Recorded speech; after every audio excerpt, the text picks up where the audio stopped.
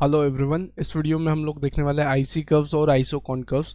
तो IC curves मतलब indifference curve. यहाँ पे हम जो ऑर्डिनल अप्रोच है यूटिलिटी का, उसमें से इस पॉइंट पे पहुंचे थे।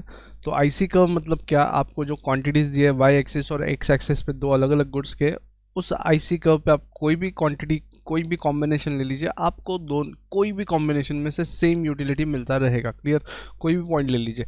यहाँ पे अलग अलग कर्व्स हम देखने वाले हैं, आईसी कर्व्स के शेप्स देखने वाले हैं और समझने वाले हैं उसमें क्या क्या चीज़ें छुपी हुई हैं। तो यहाँ पे देखो, वाई एक्सिस और एक्स एक्सिस, यहाँ पे goods of quantity of x है और यहाँ पे क्वांटिटी ऑफ वाई है। अगर इनके दरमियान इस टाइप का एक कर्व दिया जाता है, यूजुअली ये वाला कर्व आपको रहेगा। कोई बंदा यहाँ पे खड़ा है और यहाँ से इस कर्व की तरफ देख रहा है, तो ये एक कॉन्वेक्स कर्व है। जो लेफ्ट से राइट में ट्रैवल कर रहा है, आपके स्क्रीन के लेफ्ट से आपके स्क्रीन के राइट में ट्रैवल कर रहा है, उसका स्लोप जो है वो डाउनवर्ड है, स्लोप जो है डाउनवर्ड स्लोपिंग है।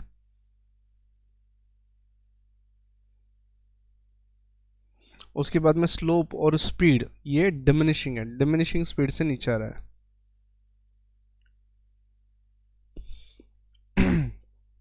उसके बाद में ये जो क्वांटिटी ऑफ वाई और क्वांटिटी एक्स दिया है, इन दोनों गुड्स के बीच में जो रिलेशनशिप है वो इम्परफेक्ट सब्स्टिट्यूट का रिलेशनशिप है, इम्परफेक्ट सब्स्टिट्यूट्स।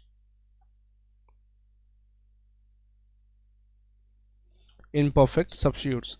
सेकंड आते हैं, एक लीनियर लाइन ले लेते हैं।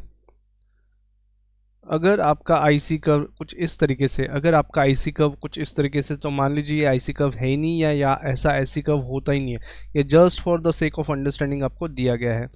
तो यहाँ पे जो y और x की बात हो रही है, ये एक दूसरे के परफेक्ट सब्स्टिट्यूट्स है, परफेक्ट सब्स्टिट्यूट्स।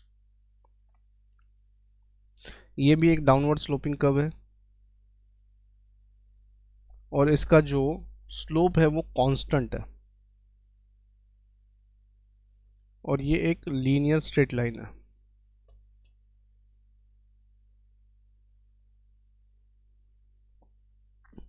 क्योंकि या तो आप गुड्स y परचेस करोगे या तो गुड्स x परचेस करोगे। मान लीजिए आपको यहाँ पे 10 क्वांटिटी चाहिए था y का, लेकिन अवेलेबल जो है वो 7 है और बचा हुआ 3 आपको लेना है इधर से। तो इसलिए सिर्फ ये जजमेंट के लिए ये कर्व ड्रॉ किया जाता है, अदरवाइज ये कोई कर्व नहीं है। तो आईसी कर्व स्ट्रेट लाइन अगर दिया है तो समझ लेना वो दो गुड्स जो है वो आपस में सब्स्टिट्यूट है। देन फिर एक और डायग्राम ड्रॉ कर लेते हैं अपन। मान लीजिए चाय बनाना है, इधर है मिल्क का क्वांटिटी और इधर है शुगर का क्वांटिटी।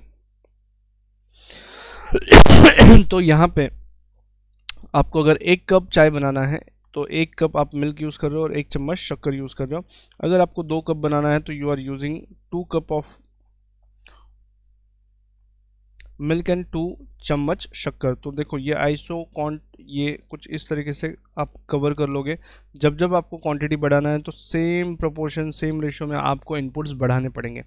तो इसका जो शेप है, आईसी कर्व का जो शेप है वो कुछ इस तरीके से है, एल शेप्ड। तो अपन ब्लैक वाले मिटा देते हैं, तो आपको इस तरीके के कुछ इस तरीके के कर्व्स देखने को मिलेंगे।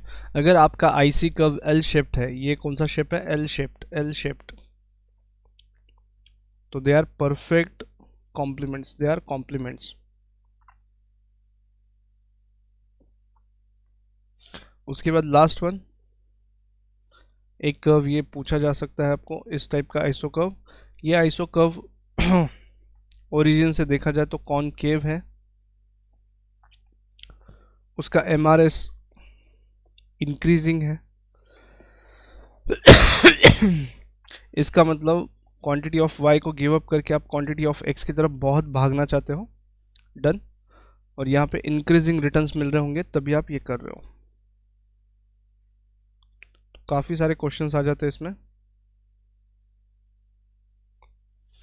तो आईसी कर्व और आइसो कॉनकर्व्स इसी टाइप के आएंगे, सिर्फ दोनों में एक डिफरेंस है। आईसी कर्व में आप यूटिलिटी मेजर नहीं कर सकते, सिर्फ समझ सकते हो इतना यूटिलिटी मिला है।